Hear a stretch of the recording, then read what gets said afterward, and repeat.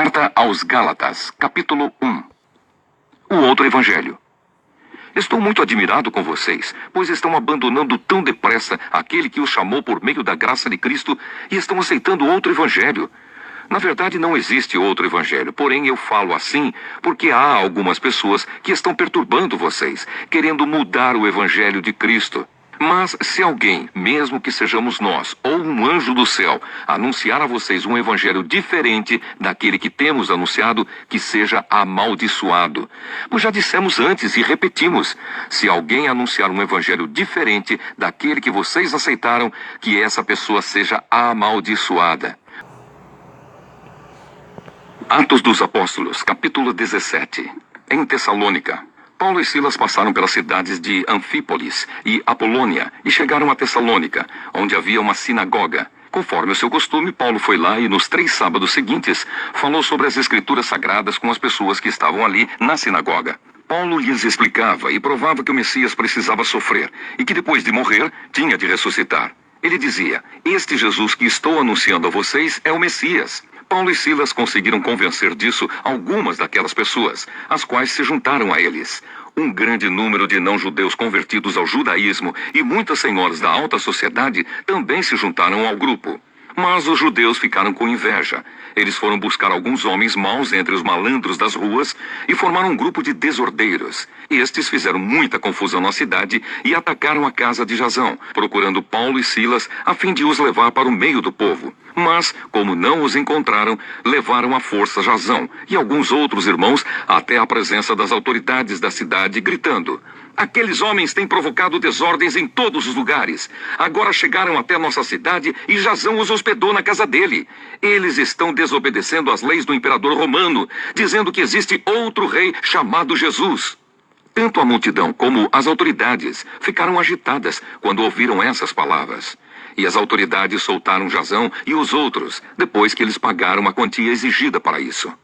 Em Bereia. Logo que anoiteceu, os irmãos enviaram Paulo e Silas para a cidade de Bereia. Quando chegaram lá, eles foram à sinagoga. As pessoas dali eram mais bem educadas do que as de Tessalônica e ouviam a mensagem com muito interesse. Todos os dias estudavam as escrituras sagradas para saber se o que Paulo dizia era mesmo verdade.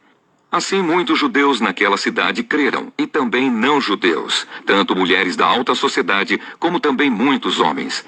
Mas quando os judeus de Tessalônica souberam que Paulo tinha anunciado a palavra de Deus, também em Bereia, foram até lá e começaram a agitar e atiçar o povo contra eles. Então os irmãos enviaram Paulo imediatamente para o litoral. Porém, Silas e Timóteo ficaram em Bereia. Os irmãos que protegiam Paulo o levaram até a cidade de Atenas. Depois voltaram para Bereia, levando um recado de Paulo. Ele pedia que Silas e Timóteo fossem encontrá-lo em Atenas o mais depressa possível. Em Atenas. Enquanto estava esperando Silas e Timóteo em Atenas, Paulo ficou revoltado ao ver a cidade tão cheia de ídolos. Ele ia para a sinagoga e ali falava com os judeus e com os não-judeus convertidos ao judaísmo. E todos os dias na praça pública ele falava com as pessoas que se encontravam ali. Alguns professores epicureus e alguns estoicos discutiam com ele e perguntavam: "O que é que esse ignorante está querendo dizer?" Outros comentavam: "Parece que ele está falando de deuses estrangeiros." Diziam isso porque Paulo estava anunciando Jesus e a ressurreição. Então eles o levaram a uma reunião da Câmara Municipal e disseram: "Gostaríamos de saber que novo ensinamento é esse que você está trazendo para nós. Pois você diz algumas coisas que nos parecem esquisitas e nós gostaríamos de saber o que elas querem dizer." É que todos os moradores de Atenas e os estrangeiros que viviam ali gostavam de passar o tempo contando e ouvindo as últimas novidades. Então Paulo ficou de pé diante deles na reunião da Câmara Municipal e disse: "Atenienses, vejo que em todas as coisas vocês são muito religiosos. De fato, quando eu estava andando pela cidade e olhava os lugares onde vocês adoram os seus deuses, encontrei um altar em que está escrito: ao Deus desconhecido. Pois esse Deus que vocês adoram sem conhecer é justamente aquele que eu estou anunciando a vocês. Deus que fez o mundo e tudo o que nele existe é o Senhor do céu e da terra, e não mora em templos feitos por seres humanos. E também não precisa que façam nada por ele, pois é ele mesmo quem dá a todos vida, respiração e tudo mais.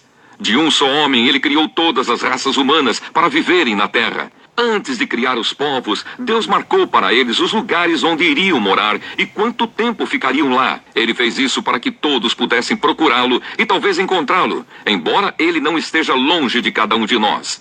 Porque, como alguém disse, nele vivemos, nos movemos e existimos. E alguns dos poetas de vocês disseram, nós também somos filhos dele. E já que somos filhos dele, não devemos pensar que Deus é parecido com um ídolo de ouro, de prata ou de pedra, feito pela arte e habilidade das pessoas. No passado, Deus não levou em conta essa ignorância, mas agora Ele manda que todas as pessoas, em todos os lugares, se arrependam dos seus pecados, pois Ele marcou o dia em que vai julgar o mundo com justiça, por meio de um homem que escolheu, e deu prova disso a todos, quando ressuscitou esse homem. Quando ouviram Paulo falar a respeito de ressurreição, alguns zombaram dele, mas outros disseram, em outra ocasião, queremos ouvir você falar sobre este assunto. Então Paulo foi embora dali, mas algumas pessoas creram e se juntaram a ele. Entre essas estavam Dionísio, que era membro da Câmara Municipal, uma mulher chamada Dâmaris e mais outras pessoas. Resumindo e explicando, além de exercer considerável influência sobre o povo, os judeus gozavam de tolerância por parte do poder romano. Eles atacam por inveja, pois sentem que estão perdendo o prestígio entre o povo. De outro lado, querem a todo custo diferenciar-se do fenômeno cristão, com medo de atraírem sobre si a antipatia do poder romano. Confira João 11 versos 47 a 50. Até o momento, os cristãos não tinham manifestado claramente as implicações políticas do anúncio do Evangelho e, principalmente, a crítica contra o absolutismo romano. Os judeus, a fim de reprimir os cristãos, mostram essa incompatibilidade radical entre a proposta do Evangelho e o sistema político dominante. Verso 7, confira Lucas 23 verso 2.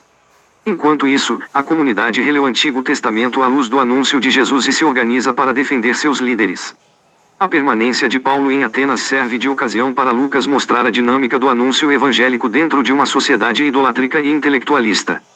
Primeiro, o missionário observa o ambiente, entrando em contato com o povo simples, praças públicas, e com as pessoas mais influentes, filósofos, e fazendo uma provocação. Interpelado, o missionário começa a explicitar o seu anúncio. É importante partir da observação da realidade. Paulo menciona a inscrição de um altar que ele viu, verso 23, e mostra que o Deus desconhecido é o Deus verdadeiro que dá a vida, versos 23 a 28, depois cita um poeta conhecido, verso 28, para criticar a idolatria que aliena o homem, verso 29. O ápice do anúncio é o julgamento, isto é, a manifestação da verdade. O Deus vivo se manifestou em Jesus Cristo. Para ser da raça do Deus verdadeiro, o homem deve confrontar-se com Jesus Cristo, reconhecendo o Deus verdadeiro, libertação da idolatria, e, assim, tornando-se homem verdadeiro, libertação da autossuficiência e da alienação. O julgamento então se realiza, alguns rejeitam e se enrijecem na própria autossuficiência, verso 32, outros aceitam e se convertem, verso 34.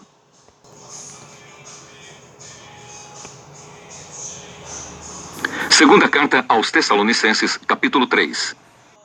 Trabalhar e fazer o bem. Irmãos, em nome do nosso Senhor Jesus Cristo, ordenamos a vocês que se afastem de todos os irmãos que vivem sem trabalhar e que não seguem os ensinamentos que demos a eles. Vocês sabem muito bem que devem seguir o nosso exemplo, pois não temos vivido entre vocês sem trabalhar. Não temos recebido nada de ninguém sem pagar. Na verdade, trabalhamos e nos cansamos. Trabalhamos sem parar dia e noite, a fim de não sermos um peso para nenhum de vocês. É claro que temos o direito de receber sustento, mas não temos pedido nada, a fim de que vocês seguissem o nosso exemplo. Porque quando estávamos aí, demos esta regra: quem não quer trabalhar, que não coma. Estamos afirmando isso porque ouvimos dizer que há entre vocês algumas pessoas que vivem como os preguiçosos, não fazem nada e se metem na vida dos outros. Em nome do Senhor Jesus Cristo, ordenamos com insistência a essas pessoas que vivam de um modo correto e trabalhem para se sustentar. Mas vocês, irmãos, não se cansem de fazer o bem. Se alguém não quiser obedecer ao que estamos mandando nesta carta, vejam bem quem está fazendo isso e se afastem dele para que fique envergonhado. No entanto, não o tratem como inimigo, mas o aconselhem como se aconselha um irmão. Saudações.